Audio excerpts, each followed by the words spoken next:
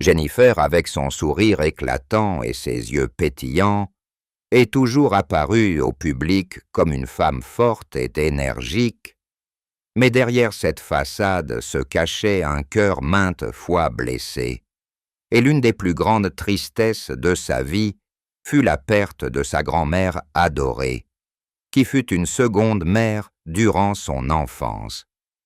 Jennifer a grandi dans une famille niçoise chaleureuse mais pauvre, et sa grand-mère, Madeleine, était toujours là, prenant soin d'elle et l'inspirant dès son plus jeune âge.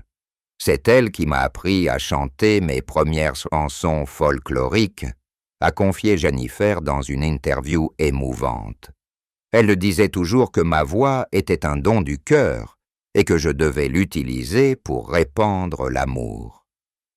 À 16 ans, Jennifer décède de Madeleine après un long combat contre un cancer du poumon. Cette perte laisse un vide incommensurable dans le cœur de Jennifer. Je me souviens d'être assise avec elle l'après-midi, à l'écouter parler de la guerre, d'amour, des rêves qu'elle n'a jamais pu réaliser. Raconte Jennifer, la voix étranglée. Quand elle est partie, j'ai eu l'impression d'avoir perdu une partie de mon âme. Je ne savais plus comment continuer. La mort de Madeleine a non seulement été un choc personnel, mais a aussi plongé Jennifer dans une longue période de dépression. Elle pleurait souvent seule dans sa chambre, serrant dans ses bras les souvenirs de sa grand-mère, un mouchoir brodé de fleurs, un carnet de chansons folkloriques que Madeleine avait chantées. J'avais l'impression d'avoir perdu la seule personne qui me comprenait vraiment, a confié Jennifer. Je ne savais pas si je pourrais continuer à chanter sans elle. Cette douleur a profondément marqué le parcours musical de Jennifer. Au début de sa carrière, alors qu'elle venait de remporter la Star Academy, Jennifer a souvent dû faire face à la pression de la célébrité et aux attentes du public. Mais la tristesse de la perte de Madeleine a toujours pesé sur elle. Il y a des soirs où je suis sur scène, chantant devant des milliers de personnes, mais je ne pense qu'à elle, a-t-elle confié. Je me demande si elle me regarde de quelque part, si elle est si fière de moi. C'est cette douleur qui a poussé Jennifer à écrire des chansons plus profondes, dont les paroles ont touché le cœur des auditeurs. L'une de ses chansons les plus célèbres, « Ma Révolution », a été écrite en hommage à Madeleine. Une chanson sur la force et l'amour éternel. Malgré le temps, Jennifer porte toujours cette tristesse au cœur. Elle se rend chaque année sur la tombe de Madeleine le jour de son anniversaire, apportant un bouquet de marguerites blanches, sa fleur préférée. Je ne me suis jamais remise de sa perte, a déclaré Jennifer, mais j'ai appris à vivre avec, à l'intégrer à moi. Elle m'a appris que, quelles que soient les difficultés de la vie, il faut continuer à avancer.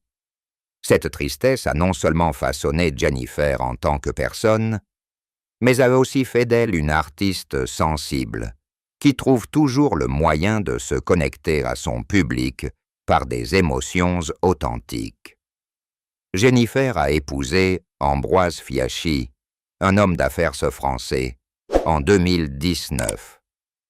Ce mariage a marqué une étape importante dans sa vie, non seulement par amour, mais aussi par les défis qu'ils ont relevés ensemble. Jennifer et Ambroise se sont rencontrés lors d'un événement caritatif à Nice en 2016. Il n'aimait pas être sous les feux de la rampe, a confié Jennifer avec un sourire radieux, mais il avait un cœur chaleureux et une âme profonde. Dès notre première rencontre, j'ai su qu'il était spécial. Jennifer et Ambroise se sont mariés lors d'une cérémonie privée en Corse, la patrie de la famille de Jennifer. En présence uniquement de leurs proches, dont son fils Aaron Nouchi, né d'une précédente relation, la cérémonie était emplie de joie et de chaleur. Jennifer, vêtue d'une robe de mariée simple mais élégante, a ému tout le monde en chantant une chanson qu'elle avait écrite pour Ambroise. « Je n'aurais jamais pensé trouver quelqu'un qui me rassure autant », a-t-elle déclaré lors de son discours à la réception de mariage. Ambroise est mon refuge, celui qui me donne envie d'être la meilleure version de moi-même. Cependant, derrière la beauté de leur mariage, se cache une part d'ombre que Jennifer partage rarement en public. Dans une rare interview, en 2023, elle a parlé avec franchise des difficultés qu'elle et Ambroise ont rencontrées. Le mariage n'est pas toujours un conte de fées, admet Jennifer. Il y a des jours où nous ne sommes pas d'accord, des jours où je me sens sous pression à cause de mes responsabilités d'épouse, de mère et d'artiste. Ambroise est une personne merveilleuse, mais il a des attentes, et parfois j'ai l'impression de ne pas pouvoir les satisfaire toutes. L'un des plus gros inconvénients réside dans leur mode de vie différent. Jennifer, avec une carrière musicale bien remplie, a souvent